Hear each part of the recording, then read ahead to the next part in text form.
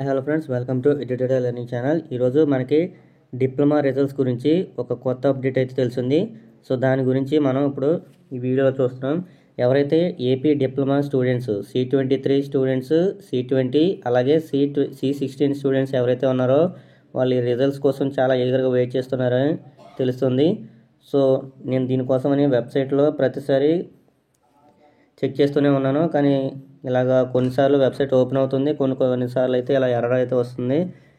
So దీన్ని బట్టి మనకి ఇంకా అప్లోడింగ్ ప్రాసెస్లోనే రిజల్ట్స్ ఉన్నాయి అనిపిస్తుంది. సో మనకి రిజల్ట్స్ మనకి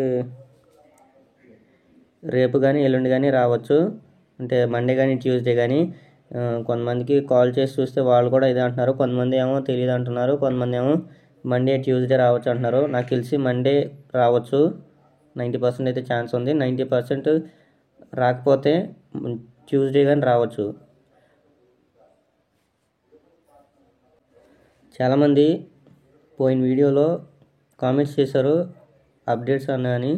సో దానికోసం అని చెప్పి నేను ఈ వీడియో అయితే చేయడం అయితే జరిగింది.